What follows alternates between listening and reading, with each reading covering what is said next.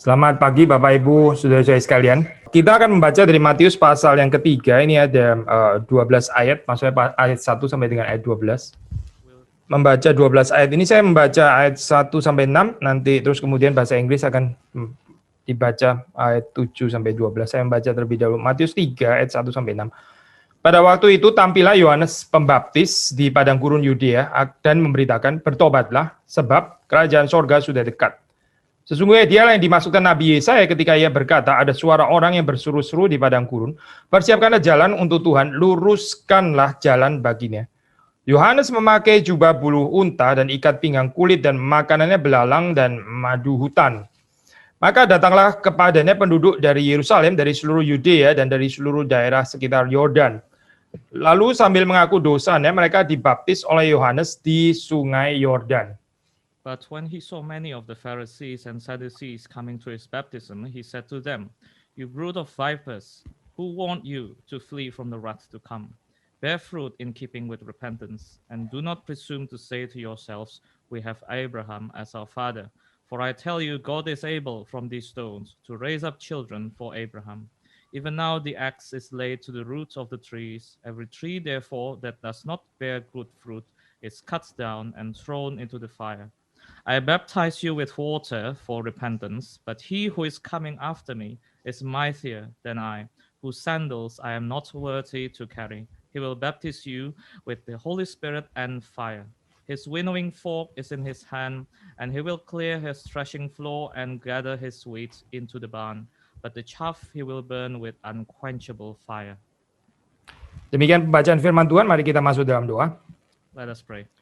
Tuhan, berkatilah perenungan pagi hari ini. The Lord will bless us our contemplation this morning. Berkati baik hamba-Mu, berkati Saudara Jethro yang menerjemahkan, berkati siapa kami yang mendengarkan. Bless the preacher, the translator, and those who are listening. Kami berdoa supaya Roh-Mu yang kudus boleh bekerja di tengah-tengah kami. We pray that your Holy Spirit may be at work within us. Meyakinkan kami akan kebenaran firman-Mu. To convince us of the truth of your word.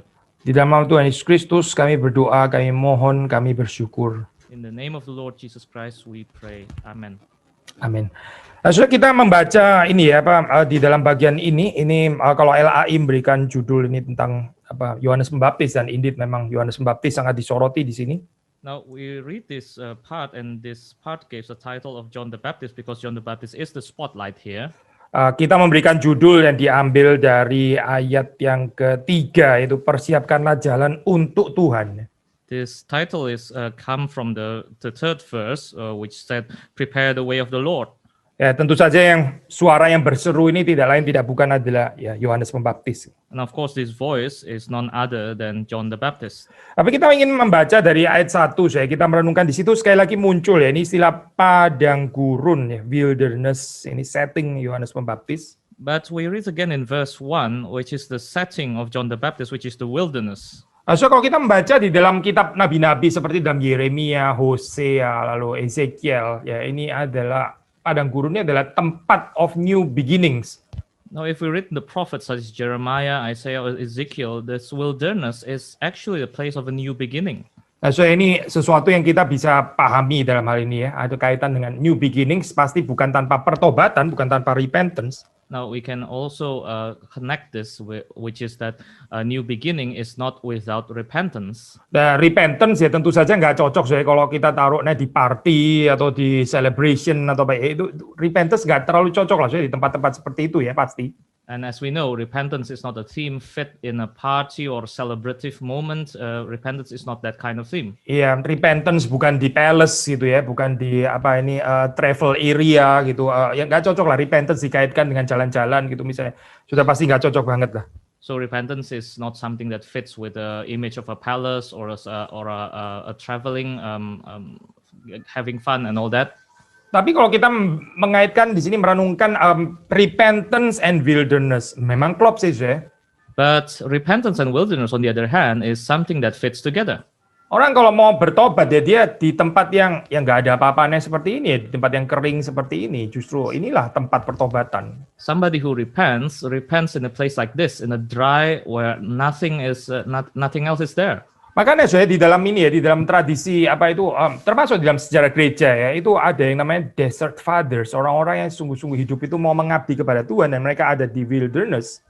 This is why in the church tradition we do know there's this group called the Desert Fathers in which they are in the wilderness to serve the Lord.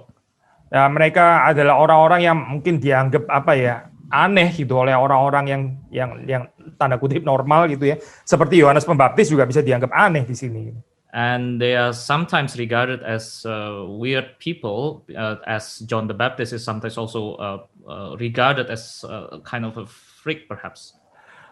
Tapi Yohanes Pembaptis sebetulnya tidak sendirian ya. Kalau kita membaca di dalam ini ya, zaman Yesus itu ada yang namanya Qumran Community. Ya. But John the Baptist is not alone here. If we know that in the time of Jesus there is this community called the Qumran community. Ya, jadi komunitas ini tinggal di daerah apa ini ya, Dead Sea gitu, apa laut mati ya, laut mati. This community dwells in the area of the Dead Sea. Dan mereka ini kemudian menantikan, mereka menunggu ya, ini apa intervensi eskatologis dari Allah. And there they are waiting for this eschatological intervention from God. Jadi kelompok ini ya cukup populer saya, maksudnya ya orang Israel, orang Yahudi tahu lah ya, tentang Qumran community ini ya. And so they are quite well regarded within the Israelite community. Jadi waktu Yohanes Pembaptis ya menyendiri di padang gurun atau menyerukan berita pertobatan, ini ya orang Yahudi again juga mengerti ya, oh ini kaitannya memang dengan ini apa God's eschatological intervention itu tadi gitu ya.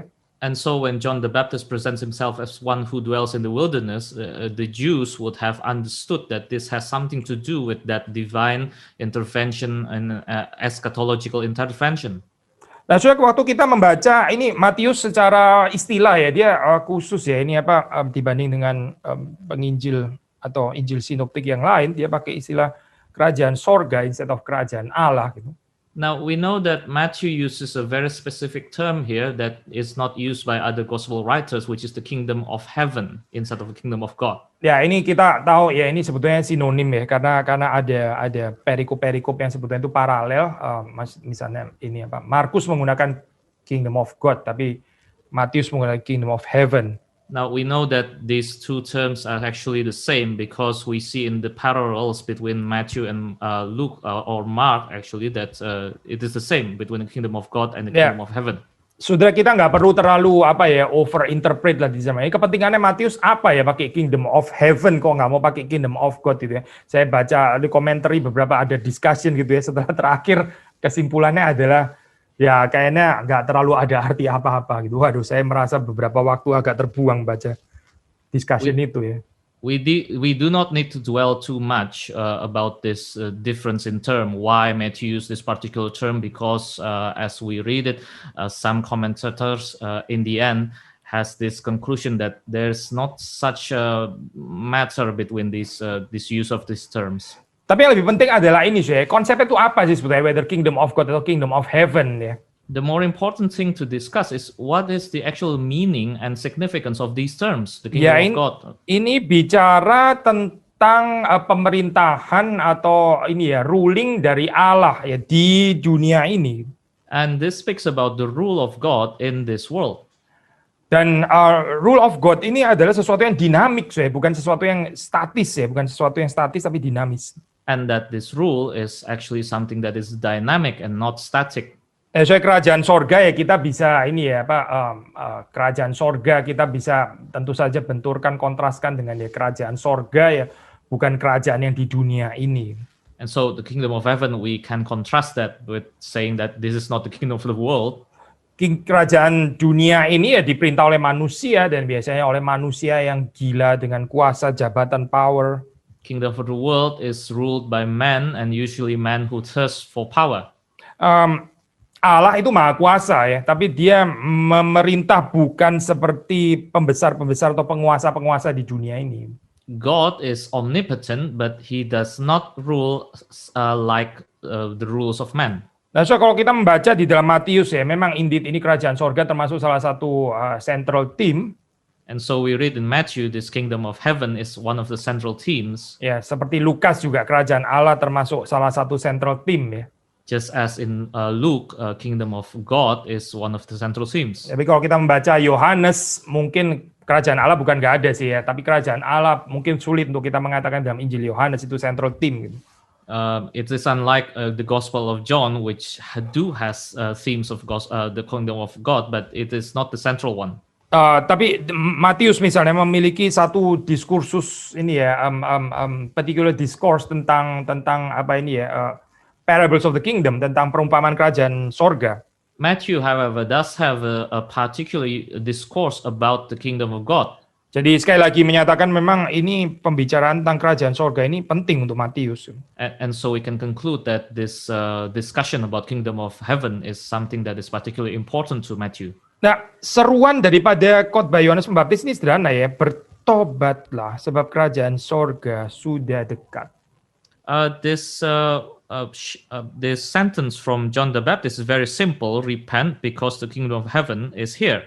Nah, saya keyakinan tentang datangnya kerajaan Allah itu didahului dengan pertobatan sebagai persiapannya. And so the conviction that the kingdom of God is at hand is preceded by the repentance. Itulah juga yang dimaksud oleh Nabi Yesaya waktu mengatakan persiapkanlah jalan untuk Tuhan, luruskanlah jalan baginya. That is what meant by Isaiah when he said that prepare the way of the Lord, make his path straight.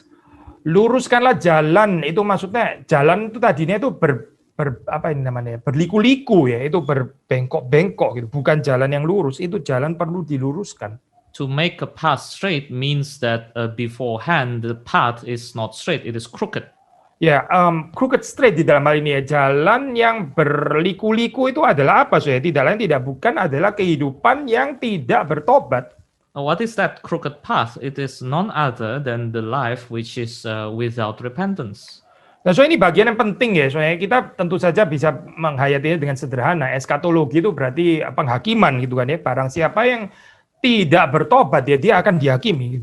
Now we can surmise simply that eschatology just means judgment. Those who did not repent will be judged.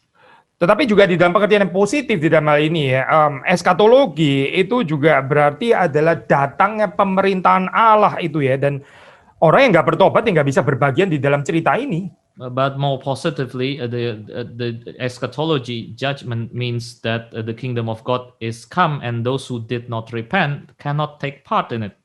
Saudara bisa melihat di dalam Injil Matius dengan jelas, bukan cuma di dalam Injil Matius, Injil yang lain tentu saja juga gitu ya, tapi dalam Injil Matius juga jelas dicatat memang nggak semuanya berbagian di dalam cerita kerajaan Allah ini, saudara.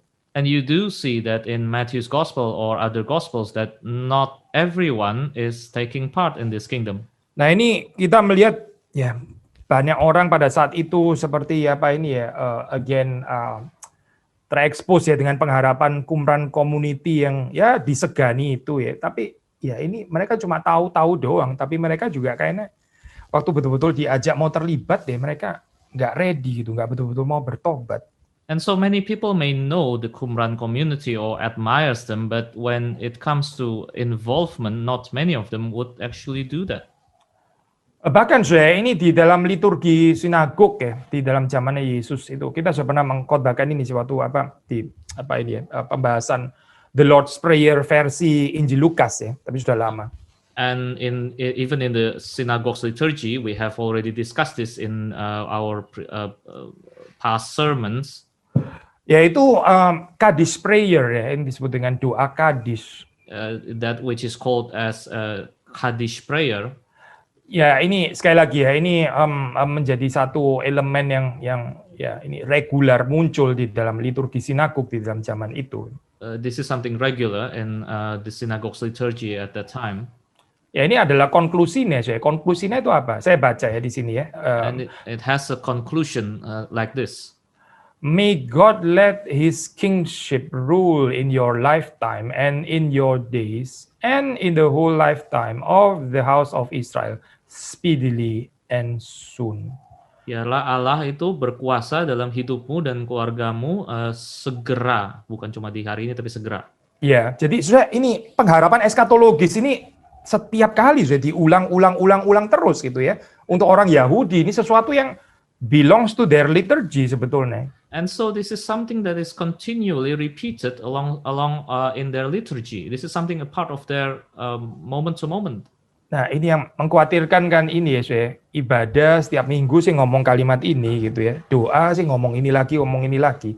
Tapi kehidupan sama sekali nggak tertarik so yang cerita kerajaan Allah. No, this is something that we are quite sad with, that there's a potential in which we repeat these words all the time, every week, but our life is not changed.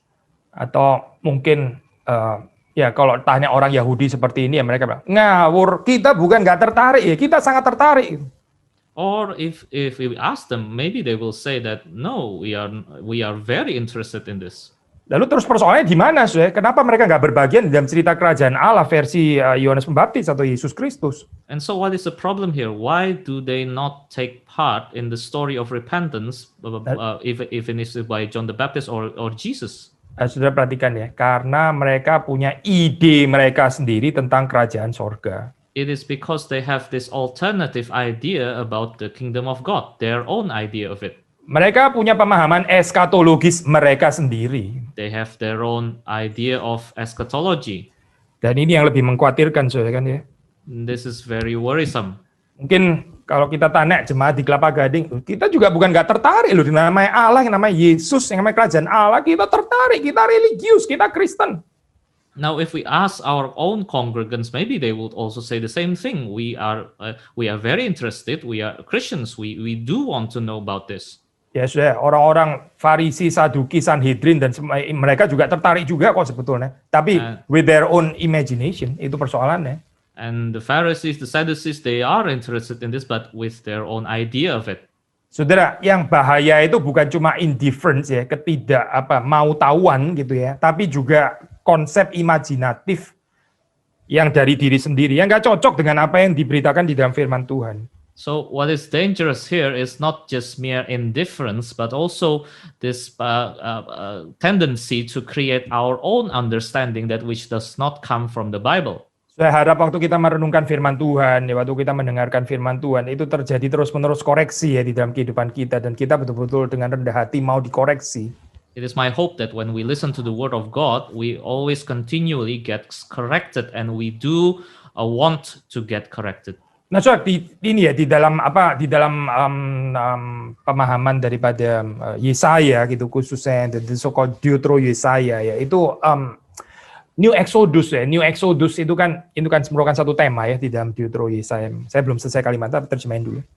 In the understanding of Isaiah, especially the parts which is called the second Isaiah, this eschatology is part of it. Nah, ini saya the New Exodus ini ya, itu memang digambarkan di situ melalui wilderness, melalui padang gurun, dan itu dari Babilonia kembali kepada Palestina. And this new Exodus is painted as something from Babylon to Palestine. Ya, ini tentu saja di dalam pengertian spiritual ya, artinya bukan merely geographical pasti ya, tapi dalam pengertian spiritual gitu. Spiritually speaking, of course, because this is not just a mere geographical, tapi ini adalah satu perjalanan keluar dari exile ya. Babilonia itu kan exile maksudnya ya. Exile lalu kembali kepada the promised land. This is a journey from Babylon, which is the exile, into the promised land. Ya, jadi again tema ini ya, New Exodus gitu. And so the theme of New Exodus here. Nah, sekarang ini orang Israel, despite mereka sudah di Palestina gitu ya, tapi mereka di dalam kehidupan spiritual mereka ini comparable, mereka masih in exile sebetulnya gitu. So the Israelites in the time of Jesus they are in Palestine, but spiritually speaking, they are still in exile. Ya, lalu terus kemudian promised land-nya apa? Ya, promised land-nya tidak bukan adalah pribadi Yesus Kristus. Itulah tempat peristirahatan yang sesungguhnya. And so what is the promised land for them? It is none other than the person of Jesus Christ. That is their rest. Nah, kita waktu membaca di dalam ini ya, nubuatan Yesaya gitu ya, yang menarik sebetulnya dikatakan di sini kan, ini kan persiapkanlah jalan untuk Tuhan ya. And so when we read again in the prophecies of Isaiah, prepare the way of the Lord. Jadi jalan yang diluruskan, setelah jalan ini diluruskan, terus kemudian yang akan proses ini siapa, Zoe? Yang akan proses ini adalah Tuhan, Allah sendiri. And so the path is made straight for this procession, the procession of whom, which is God Himself. Maksudnya begini, Zoe, yang dikatakan Yesaya itu yang akan datang, yang akan prosesi, itu Yesaya nggak menulis, maka Mesias akan, bukan Mesias, Zoe. Istilah yang dipakai di sini bukan Mesias, tapi Tuhan, Allah sendiri.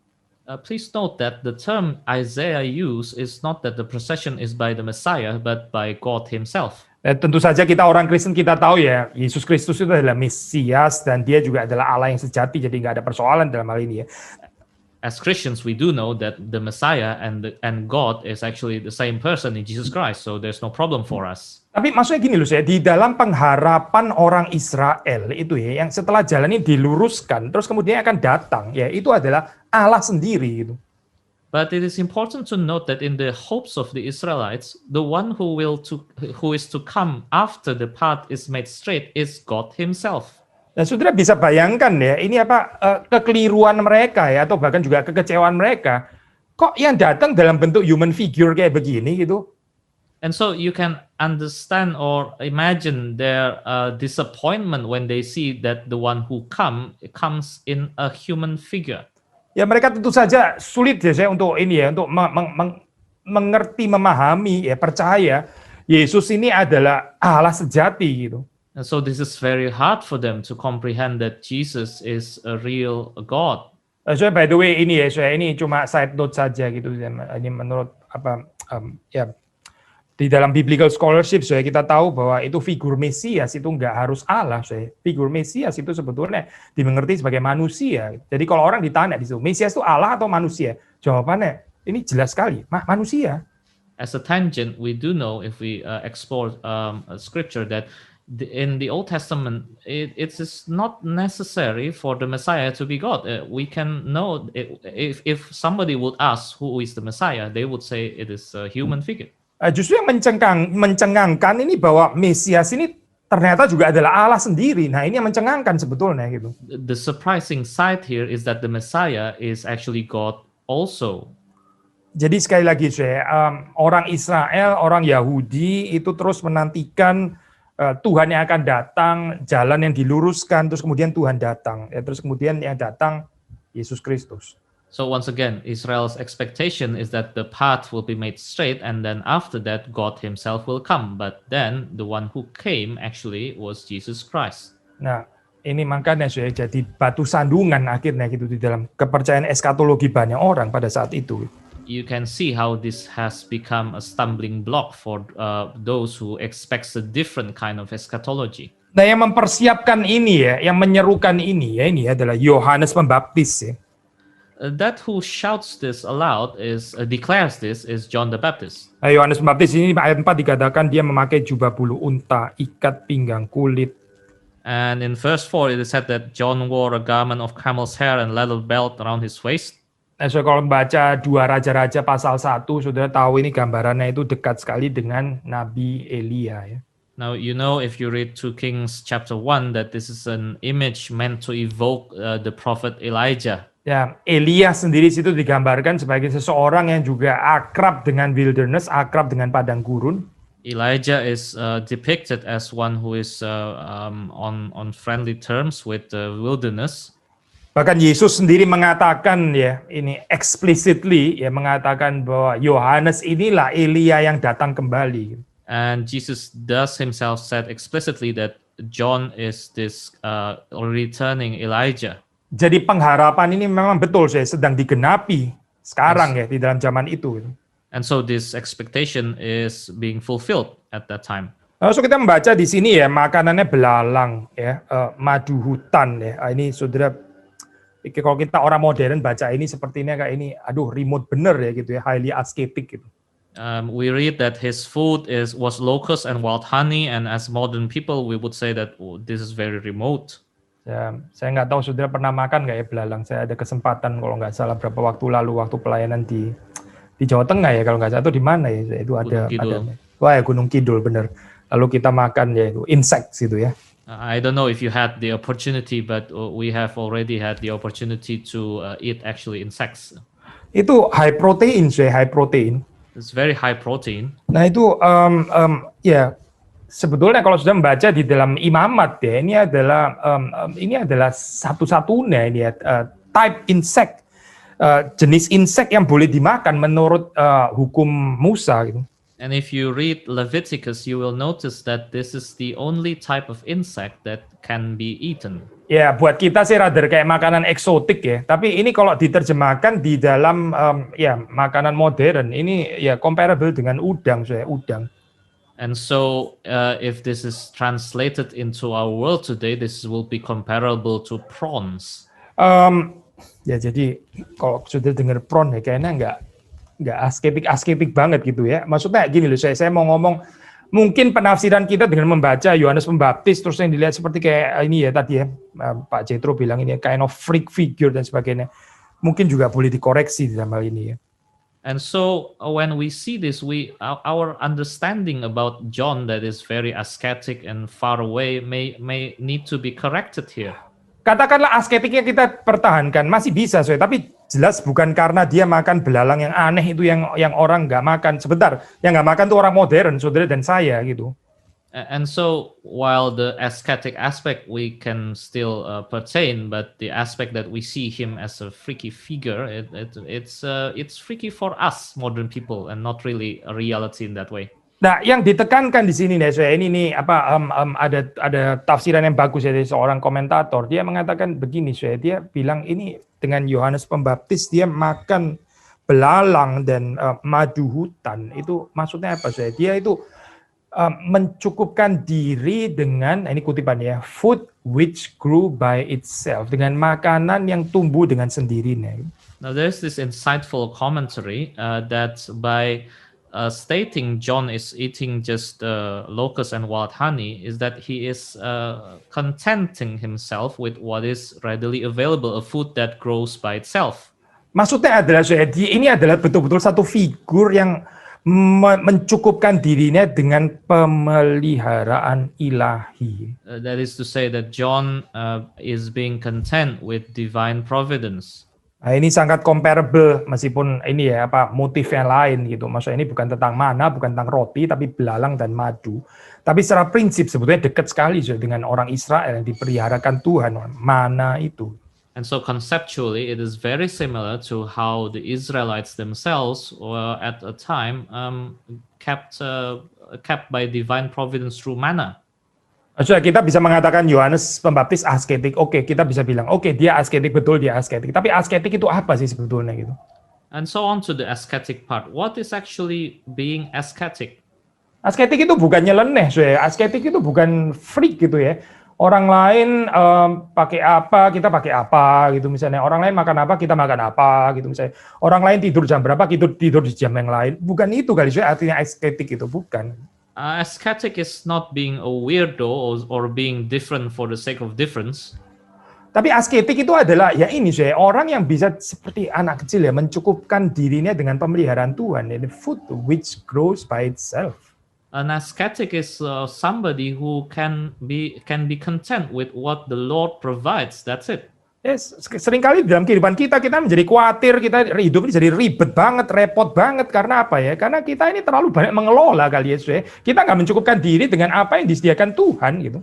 Sometimes in our life we are very, very busy, we are anxious, we are afraid because we are not content with what the Lord provides. Ya, kita mencoba untuk mengelolanya, kita jadiin proses food dan sebagainya. Sudah tahu lah ya, sekarang dalam dunia modern yang nggak sehat itu katanya proses food.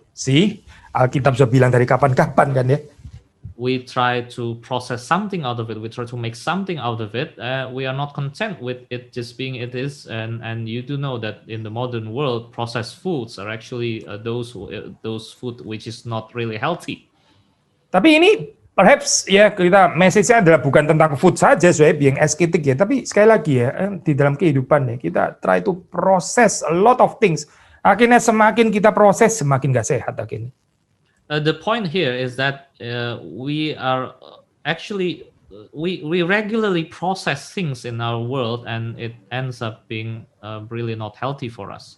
Saya bukan sedang ini ya, saya bikin gerakan apa itu anti proses sama sekali. Tentu saja Tuhan juga mempercayakan kita dunia itu dikelola, kita tahu itu.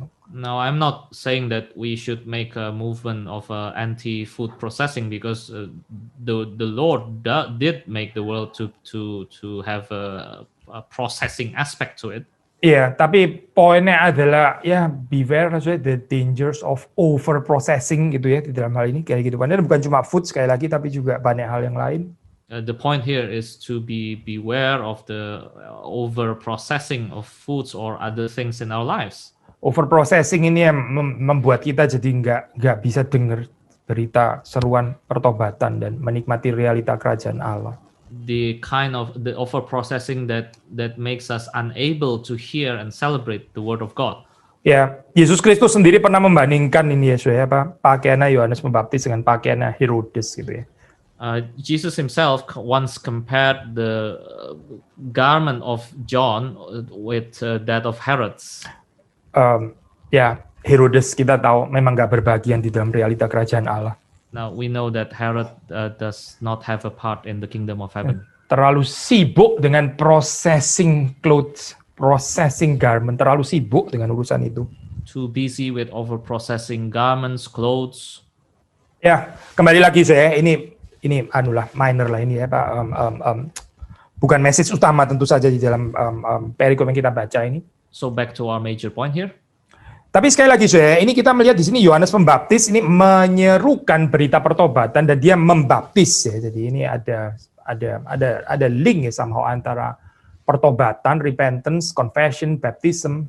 And so John here we see does not just declare the word of repentance but also baptize people, and so we see this link between repentance and baptism. Ya, unik saya, kita mungkin nggak terlalu ada waktu ya, tapi kalau sudah baca account daripada Markus agak sedikit berbeda. Markus di situ lebih eksplisit dia menyebut kaitan baptisan ini for the forgiveness of sin, untuk pengampunan dosa, untuk pengampunan dosa-dosa. Tapi Matius nggak menggunakan formulasi itu. We see here a particular uniqueness in Matthew and Mark, because if we see in Mark says that this baptism is done for the forgiveness of sins, but Matthew did not use those terms. Ya, bukan berarti dia nggak setuju tentu saja ya, tapi Matius nggak mau go into the details gitu ya. Jadi ini diserahkan kepada pembacanya katakanlah. It doesn't mean that Matthew is disagreeing here, but it's just that Matthew is not going into that detail. Mungkin lebih penting adalah ini saya konsep ini ya setelah baptisan itu ya. Nah, baptisan ini kalau dibandingkan di dalam konteks Qumran community misalnya ya. What is important here, what comes after the baptism. Now, if we see baptism here in the context of the Qumran community, karena Qumran community ini juga membaptis ya. Because they do have baptism there. Nah, Qumran community ini saya waktu melakukan baptisan ya, ini terus kemudian setelah orang dibaptis itu join to the Qumran community, mereka hidupnya itu di padang gurun. Now, if somebody gets baptized in the Qumran community, they join the community, they live in the wilderness. Ya, ini seperti kayak ya kalau pengertian modern ya ini biara gitu, ini monastri gitu lah ya. Jadi mereka harus dicabut ya akarnya daripada kehidupan sehari-hari yang tinggal di kota atau apa gitu ya. Mereka mesti join Qumran community yang hidup di padang gurun. In modern terms, it will be the equivalent of monastic life. They get away from their cities and they join the community in wilderness. Tetapi saya baptisan Yohanes Pembaptis ini menarik saya karena nggak ada catatan ini ya. Setelah mereka dibaptis terus kemudian Yohanes Pembaptis makin lama makin banyak pengikutnya di padang gurun dan semuanya nggak tinggal di rumah mereka lagi. Nggak ada catatan seperti itu saya di dalam Injil. However, it is to be contrasted with John's community, because after John baptizes people, there is no record that they then stays with him in the wilderness. Tapi setelah mereka dibaptis, baptisan pertobatan ini ya, mereka kembali kepada rumah mereka masing-masing, menghidupi kehidupan yang diperbarui ya Pak. Kehidupan yang sudah diperbarui. So after they were baptized, they returned to their homes, to their lives, and they live a renewed life there.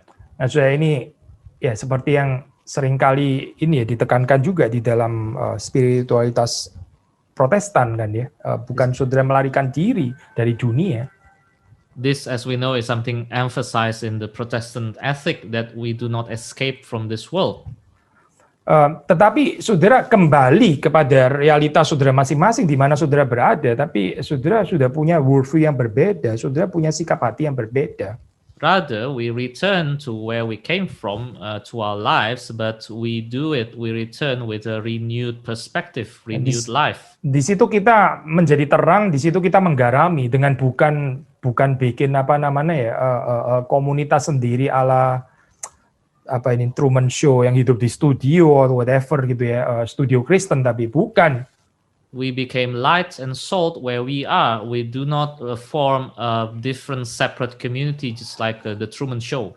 Ya, yang lebih menarik lagi ya saya, ini ada perbandingan lain. Tadi kan kita bilang ini ya tentang Qumran community gitu. There is another comparison here. Yaitu ini saya tentang baptisan proselit ya, baptisan proselit. Which is between the baptism for proselytes. Yaitu begini saya, maksudnya ini komparasi antara baptisan Yohanes dan baptisan proselyte ya. Itu. So we compare between baptism of the proselyte with the baptism of John. Baptisan proselyte itu ya saudara tahu lah ya, ini kan orang-orang yang non-Jews gitu ya. Ini adalah orang-orang kafir ya, orang-orang Gentiles. Itu terus kemudian waktu mereka mau masuk ya, mereka mesti ada baptisan proselyte ini gitu. So the proselytes baptism is that which is used for Gentiles when they want to join into the Jewish religion. Jadi siapa yang dibaptis ya? Orang-orang kafir yang tidak mengenal Allah, yang nggak punya Taurat gitu kan ya. Mereka dibaptis untuk masuk ke dalam bagian umat pilihan Allah, bangsa pilihan Allah gitu kan saya konsepnya. And so who are baptized? Those who are Gentiles, those who do not have the law of God. Needless to say, ya orang Yahudi sudah pasti nggak perlu sama sekali mengalami baptisan proselyte. And so, needless to say, the Jews would not have to undergo a proselyte's baptism. Tetapi sudah perhatikan, Yohanes Pembaptis ini membaptis orang-orang Yahudi. However, you see here that John the Baptist is baptizing Jews. Maksudnya apa sih? Saudara mengerti nggak kalau dibaca di dalam background ini ya, proselyte baptism gitu? What does this imply? Do you understand the implication when we compare this baptism? Lu bisa saja merasa diri lu Yahudi dan mungkin memang lu juga Yahudi sih memang secara fisik gitu ya. Tapi mungkin lu tuh hatimu tuh kafir lu sebetulnya gitu. Itu saya message saya. It is actually to declare that you may feel that you are Jew, you may think that you are a Jew, but your heart is a Gentile heart. That is the message. Makanya perlu baptisan, perlu baptisan. Orang Yahudi ternyata juga adalah orang-orang yang berdosa gitu, orang-orang yang juga nggak beda dengan Gentile yang perlu dikritik juga. And so you require baptism. This is to say that the Jews are not different actually than the Gentiles. They do need repentance as well. Nah, kalau sudah melihat ini ya, ini pelayanan Yohanes Pembaptis termasuk pelayanan Yesus Kristus ya, selalu ada autokritik ya, autokritik, self-kritik. Now, if you see here in the ministry of ministry of John and Jesus, there is always this aspect of self-critic. Ya karena apa sih? Ya karena memang mereka digerakkan Tuhan untuk menegur dosa. Why? Because they are moved by God to convict sin. Alternatif lain would be, ya sudahlah, Yohanes Pembaptis just do another proselyte baptism aja. Hai kamu orang-orang yang dari mana gitu ya, Siro-Fenisia, Mesopotamia atau apa, datanglah sini saya baptis. Orang Yahudi akan merasa, ya mereka memang perlu dibaptis. The alternative would be that John just do the usual proselytes baptism. So those who from Syro-Phoenicia, Mesopotamia, those who need to baptize, and so the Israelites will say that we are secure in our faith. Ya, tapi ini nggak membawa apa-apa, nggak ada kedatangan kerajaan Allah berarti bagi orang Yahudi itu, karena nggak ada koreksi, nggak ada berita pertobatan, nggak ada kritik. But this kind of baptism would not bring the kingdom of God because there is no repentance, there is no critique. Saudara, ini untuk kesekian kalinya ya, Tuhan itu menghajar, Tuhan itu menegur mereka yang dikasihinya. For the umpteenth time, we say this again, God does rebuke atau God apa does rebuke those who He loves. Ya. kalau nggak ada rebuke ya, kalau nggak ada nggak ada hajaran gitu ya, ini apa, nggak ada cambukan ya, itu katanya Alkitab itu anak-anak gampang, itu yang sudah dibuang sebetulnya. If there is no rebuke, then we are not really children, real children. We are children who are thrown away. Saudara-saudara, ini apa ya, kita bisa merenungkan bagian ini, gereja yang diberkati Tuhan itu gereja yang di dalamnya ada autokritik. We can think about this, that the church of God is a church that within has this autocritic. Satu bangsa yang diberkati Tuhan itu bangsa itu di dalamnya itu ada autokritik. A nation that is blessed by God, that nation have a self-critic. Tapi kritik terhadap yang di luar gitu, misalnya bangsa A tapi yang dikritik bangsa yang lain gitu, misalnya gereja A yang dikritik gereja yang lain gitu ya. Ini agama A yang dikritik agama lain. Ya memang bukan nggak ada tempatnya, tetapi ini bahaya sebetulnya. And so a nation or a religion or a church that continually critiques just others, it's not that there is no place for this, but this carry a certain danger. Saudara perhatikan ya, ini sekali lagi ya, pelayanan Yohanes Pembaptis, pelayanan Yesus Kristus ya. Bangsa mana yang paling banyak ditegur itu? Yahudi atau Samaria, misalnya saja. Note again that in the ministry of John and Jesus, which nation gets the brunt of the critique, Samaria or the Jews? Apalagi Yahudi atau Mesopotamia, lebih jauh lagi jauh sekali itu Mesopotamia. Judea or Mesopotamia? That's Mesopotamia is very far away here. Jawabannya sederhana kan, yang dikritik yang mana gitu. It's very simple answer, which gets the brunt of the critique. Nah ini jangan ditafsir, Yohanes Pembaptis sama Yesus Kristus memang dasar pesimis sih orangnya, nggak bisa bersyukur, selalu kritik-kritik dalam terus. Bukan, bukan. Now we should not read this as saying that Jesus and John is very pessimistic people.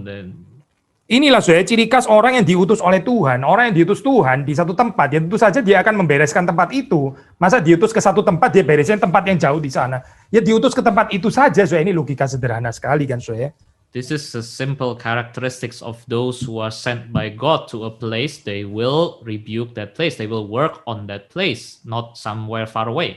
Ya kalau somewhere far away yang mau di-rebuke Tuhan, ya Tuhan utus saya ke tempat yang far away itu tadi. Sederhana, ini logikanya. If if God wants to rebuke somewhere far away, then He will send somebody there. It's just a simple logic. Saudara lebih banyak bicara tentang kekurangannya keluarga lain, atau saudara lebih banyak self-critic tentang keluarga saudara sendiri? And so for us, we can think,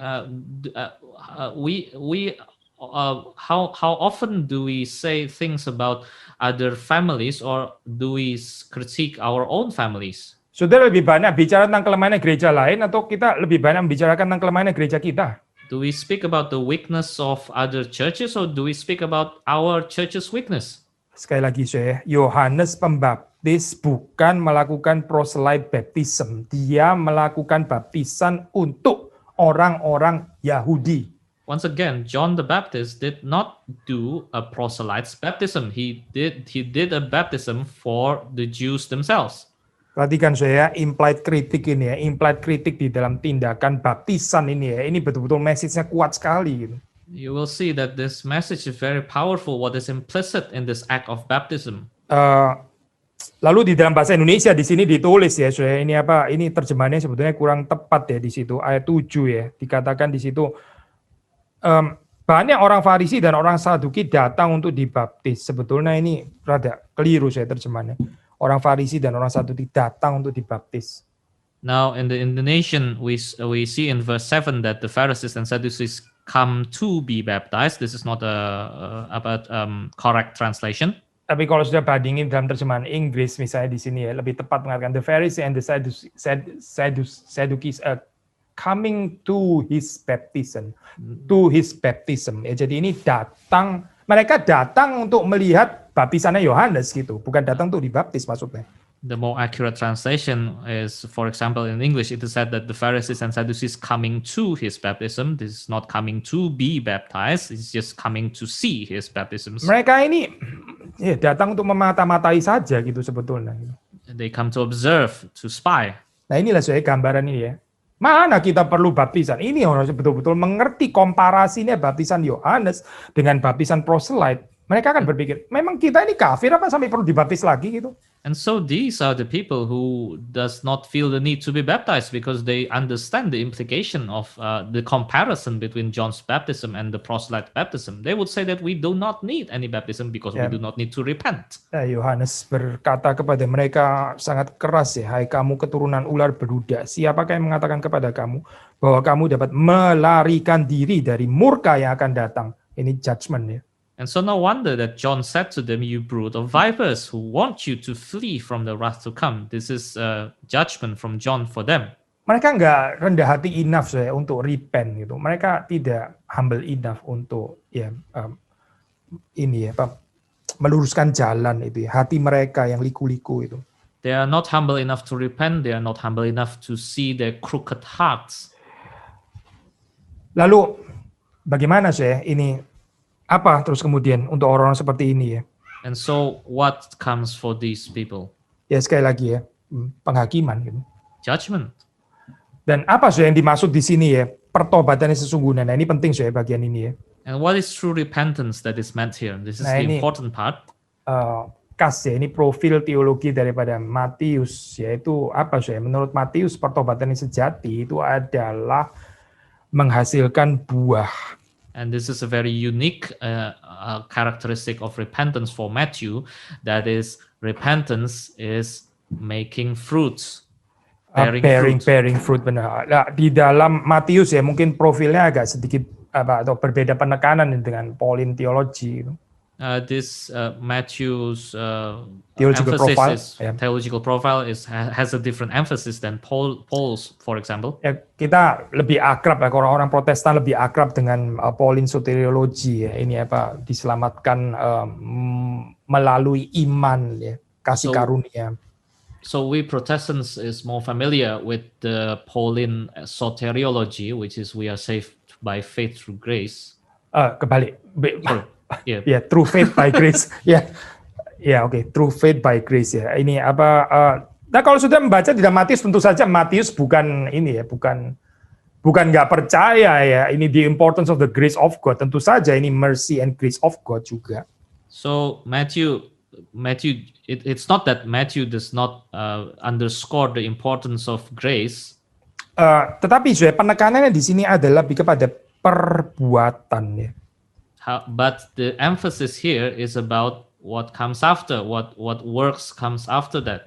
Ya, ini penekanannya ini adalah buah yang nyata gitu, yang bisa dilihat. A real fruit of it, something that is very visible. Ketaatan di dalam melakukan kehendak Bapa seperti di dalam Matius 7 ya. Obedience in keeping the Father's will, just like in Matthew 7.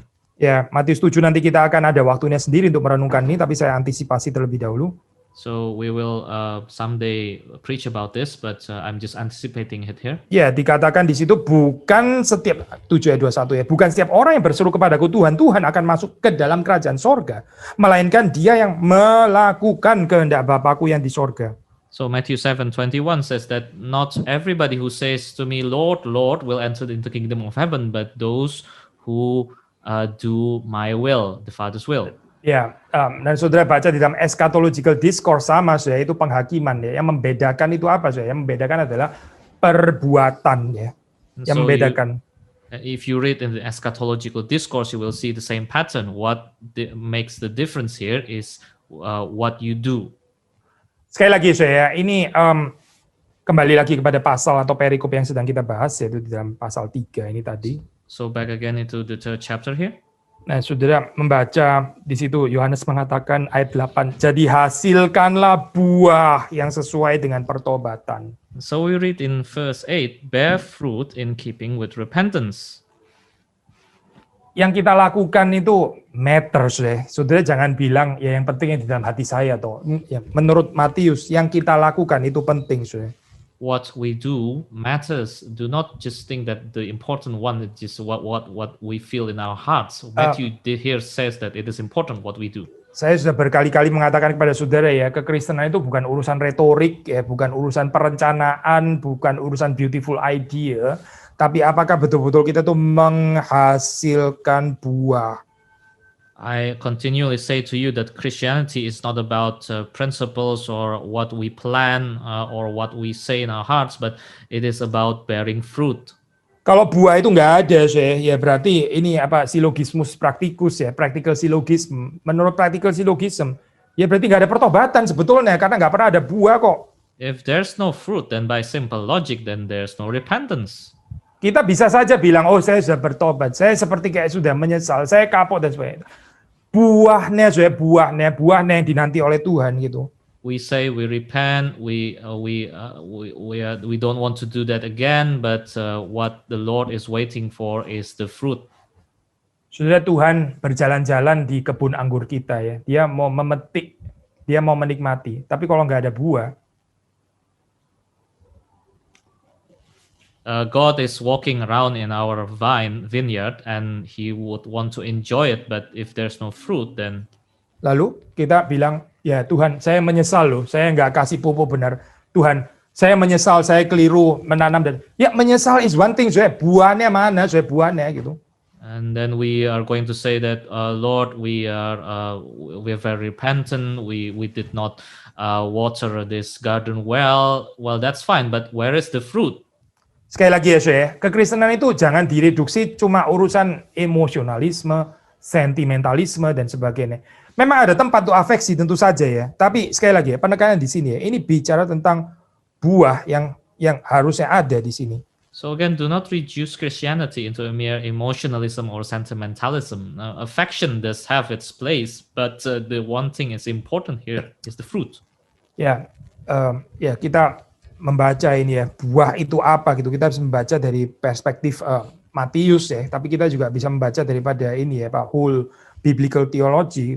What does this mean, fruit? We can read from Matthew, but we can also observe the multiple biblical inference from this. Ya, mungkin nanti kita di dalam pembacaan apa ini pasal-pasal berikutnya kita akan lebih detail ya, ini apa gitu. We can go into more detail in the subsequent sermons. Tapi yang dikatakan di sini saya ini ada apa Yohanes kemudian mengatakan ya di dalam berikutnya, kamu jangan pikir ya Abraham adalah bapak kami. Again ini keturunan secara fisik gitu kan ya. But we see here is that John says to them, do not presume to say to yourself, we have Abraham as a father. This is a very biological generation. Tetapi di sini ya ini nggak tercermin dalam bahasa Indonesia, tapi dalam bahasa aslinya itu tercermin dengan baik ya. Allah dapat menjadikan anak-anak bagi Abraham dari batu-batu ini. Anak-anak batu-batu. So this is very clear in the original language, is that John says God is able from these stones to raise up children from Abraham. Jadi ada Hebrew atau Aramaic pan ya di sini ya, itu children itu dalam Hebrew itu banim, lalu stones itu abanim ya, banim abanim.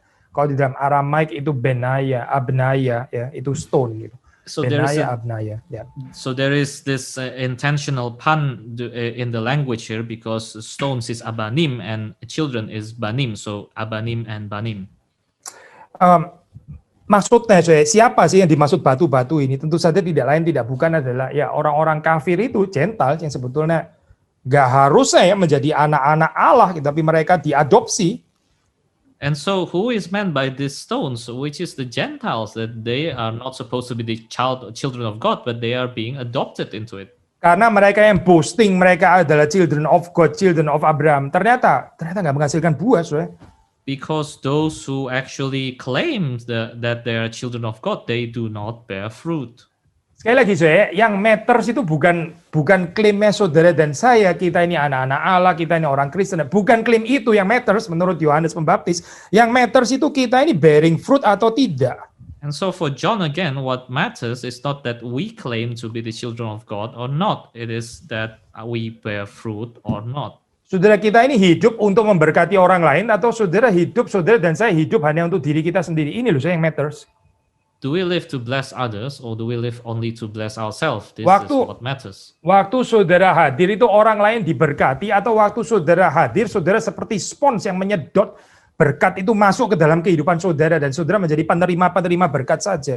Does our presence gives blessing to others, or does our presence take blessings from others? Sekali lagi saya kembali kepada metafor kebun anggur saya. Itu pohon anggur itu indeed menyedot something dari tanah gitu.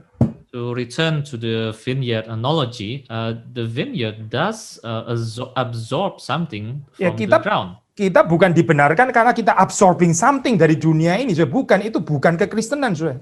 We are not justified because we absorb something from this world. That's Tapi not the truth. kita ini adalah Kristen karena kita itu memberi buah, itu yang diajarkan oleh Yohanes Pembaptis di sini. We are Christians because we bear fruit. That is what John is saying here. Saudara, jangan dianggap ini adalah khotbah legalis yang jadi mengaburkan Injil kasih karunia. Kok nggak bicara penerimaan, kok malah bicara demand and tuntutan. Ya inilah saudara, kalau saudara berpikir seperti ini, jangan-jangan saudara yang ada kecenderungan bidat antinomianisme. Do not regard this as a legalistic sermon that we are somehow not saying anything about grace or acceptance. If you think like that, maybe you are the one who is actually antinomianistic. Orang yang cuma menerima, menyedot dan sebagainya, tapi dia sendiri nggak membagi, dia sendiri nggak mengeluarkan. Kehidupannya sendiri itu nggak bisa dinikmati oleh Tuhan dan nggak bisa dinikmati oleh sesamanya. Ya ini itu Yohanes bilang. Kapak sudah tersedia pada akar pohon. Now, if you are the person who is continually just receiving and never giving, then for you there is this sentence from John, which is the axe is laid to the root of the trees. Nah, saudara kalau membaca di dalam Old Testament ya, ini sudah bisa baca dalam Yesaya, dalam Yeskiel, dalam Daniel, ini ya metafor ini ya, chopping ini menebang pohon sampai kepada ini ya, menebang, chopping down ini ya, pohon seperti ini ya. Ini adalah gambaran sebetulnya diberikan untuk, again, Gentiles. Now, if you know the Old Testament prophets, then you will read in them this metaphor, but this metaphor about axe laid down to the root of trees is actually preserved for Gentiles. Tetapi sekarang Israel juga ternyata, Israel itu nggak kebal terhadap penghakiman ini. Jangan pikir karena ini Israel, umat Allah, terus nggak perlu dihakimi ini. But now John is declaring that even the people of God is not immune to this kind of judgment. In fact, they are being judged for this. Jadi sekali lagi ya, saudara melihat again another autokritik ya di sini. Apa yang biasanya di dalam tradisi itu dibicarakan untuk bangsa-bangsa lain, sekarang ini untuk Israel. And so you see again this pattern of internal criticism that something that is usually reserved for other nations is now being applied to the Israelites themselves. Saudara jangan merasa ya tapi saya kan Kristen Kak, saya Kristen, saya ke gereja, saya setiap minggu ikut live streaming dan sebagainya. Ya, Alkitab nggak bicara itu saya. Alkitab bicara bearing fruit atau nggak ada fruit. So do not think that you can say that, oh, I'm a Christian, I get the live streaming every week. No, the Bible says it is about whether you bear fruit or not. Sekali lagi ya saya, kalau kita betul-betul bertobat ya, itu ada fruit of repentance, ada buah pertobatan. If we truly repent, then there will be bearing fruit of repentance. Kita semua adalah orang berdosa. Siapa sih di dalam dunia ini yang nggak pernah punya kesalahan? Kita semua orang yang penuh dengan kesalahan. We are all sinners. Nobody is blameless upon this world. Yesus mati karena kita memang adalah orang berdosa, memang bukan karena kita orang benar. Jesus died for us because we are unrighteous, not because we are righteous. Ini jelas ya, pemberitaan Injil ini jelas ya. Tapi kita kemudian mau mengatakan ya Yohanes mengkhotbahkan pertobatan yang sejati. And so this gospel is clear. John is declaring here, preaching here that about the real repentance. Dan pertobatan yang sejati itu saya selalu disertai dengan buah. And so real repentance is always has a fruit in keeping with it. Nah inilah saya, ini pekerjaan ministry daripada John the Baptist ini ya, the Baptist, dia mempersiapkan jalan untuk Mesias ya, sehingga Mesias waktu datang itu ya, ini tanahnya itu ibaratnya itu sudah digaru ya, sudah digemburkan, atau kalau pakai istilah metafor jalan yang dipakai Yesaya, jalannya itu sudah diluruskan. And so this is the ministry of John, which is to prepare the way for Jesus. He make the crooked path straight. Terakhir yaitu kita membaca di sini tentang ini ya, tentang metafor api ya kalau sudah membaca di sini. Lastly, we read here is a metaphor of fire. Bahkan digabung juga dengan metafor penampi ya, yang ini nggak asing karena kita sudah pernah membahasnya di dalam Mazmur 1 ya. Which is also combined with the metaphor also of a winnowing fork, which is not alien to us because we have already discussed this in our discussion of Psalm 1. Dikatakan di sini sementara Yohanes Pembaptis itu membaptis dengan air sebagai tanda pertobatan ya, yang datang kemudian ya, ini Allah sendiri ya, Yesus Kristus, dia akan membaptiskan dengan Roh Kudus dan dengan api, ayat yang ke-11. And so while John is baptizing with water, but then the one who is coming after him, God himself, Jesus, will baptize with the Holy Spirit and fire. Juga di dalam ayat 12 saudara membaca di situ ya, setelah bicara tentang ini penampi itu, lalu kemudian debu dan jerami itu akan dibakarnya dalam api yang tidak terpadamkan. And we read in verse 12 that after he clear his threshing floor and gather his wheat into the barn, he will burn the chaff with unquenchable fire. Jelas ya di sini ini api ya, ini metafor untuk penghakiman ya, untuk judgment. And so fire here is very clear metaphor for judgment. Yang nggak berbuah itu akan dibakar, akan dibuang. For those who do not bear fruit. Sekali lagi ya, karena pertobatan yang sejati itu senantiasa disertai dengan buah. Because the real repentance always bears fruit. Ini semua tentu saja adalah anugerah Tuhan, belas kasihan Tuhan. Gak ada benturan dengan kasih karunia di sini. No, of course, this is all comes from the grace of God. There is no conflict here. Tapi seperti diajarkan juga di dalam reform teologi, bukan gak ada tanggung jawab saudara dan saya kan? No, but as we know in Reformed theology, there is an aspect of responsibility to the human side. Dari sisi Tuhan itu memberikan kasih karunia yang cukup.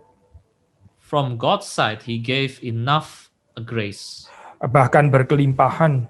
Overwhelming grace even. Dari sisi saudara dan saya, kita dipanggil untuk merespons. Ini adalah tanggung jawab kita, merespons kepada Tuhan. From our side, we are called to respond to God. Orang yang merespons itu akan menghasilkan buah. And those who respond will bear fruit. Tetapi yang nggak ada buah ya, menurut Yohanes ya ini akan ditebang dan ya waktu pakai metafor yang lain ini penampi ya, akan dibuang ke dalam api dan akan dibakar. But those who are not bearing fruit will be axed and then will be thrown away and burned. Ya, ini menakutkan ya saya, ini the negative aspect ya di dalam hal ini ya. This is frightening, this is the negative aspect. Tapi kita bisa merenungkan positif aspeknya juga yang seharusnya menghibur kita, memberikan kekuatan kepada kita ya. But we can also contemplate the positive aspect which can give us consolation. Ini metafor ini bicara apa sih sebetulnya, Saudara?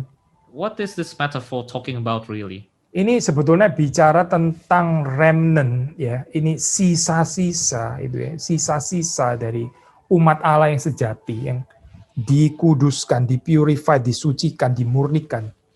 This is speaking about the remnant, which is the leftover of the people of God who is kept preserved and sanctified. Saya tertarik dengan ini ya Pak, R.T. France dia menggunakan kalimat menurut saya ini indah sekali itu waktu dia bahas bagian ini. R.T. France in discussing this has a very beautiful sentence. Dia bilang kalimat ini saya pendek, the judgment is only a means to that end. And so R.T. France says this, that penghakiman itu hanyalah satu alat, sarana untuk mencapai satu tujuan. Iya, jadi jangan lihat penghakimannya itu. Penghakimannya ini sendiri adalah sarana. Sarana apa saya? Endnya itu apa? Tujuannya itu ini ya, purified remnant of the true people of God. Ini endnya. And so do not just focus on the judgment itself, but focus on the purpose behind it, which is the purification of God's people. Tuhan itu nggak rela kalau kita itu menjadi campur-campur selama-lamanya dengan orang-orang yang nggak berbuah itu. Gitu. The Lord would not want us to continually mixed up with those who do not bear fruit. Pada akhirnya ini harus terjadi pemisahan, saudara. And so there will be a distinction, a separation in the end. Memang selama kita berada dalam dunia, kita nggak bisa berharap terlalu cepat di dalam hal ini. Ini di reserve sampai kepada eschatological point. Now, while we are still in this world, well, we cannot hope too much about this. This is something that will be preserved in the eschaton. Tapi ini sesuatu yang pasti akan terjadi, saudara. But this will surely happen. Sekali lagi ya, untuk kesekian kalinya yang membedakan apa, saudara? And for the umpteenth time, what is the difference here? What is the distinction here? Ada yang berbuah, ada yang tidak berbuah. Those who bear fruit and those who do not. Ada yang sungguh-sungguh bertobat, ada yang cuma mau melihat, menyaksikan, menonton peristiwa baptisan, pertobatan seperti ini orang-orang Farisi dan Saduki ini. Those who comes to really repent and those who comes just to watch.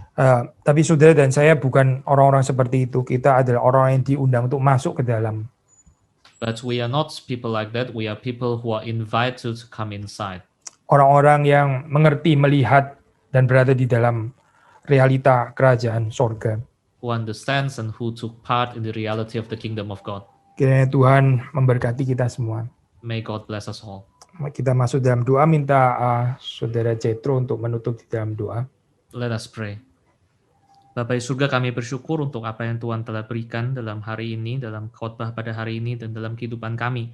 Satu peringatan yang keras akan untuk kami menyadari bahwa pertobatan kami, Tuhan, bukanlah hanya urusan mengenai apa yang kami katakan kami percaya, tapi apa yang kami hidupi dengan hidup kami, apa yang kami lakukan dengan tangan kami.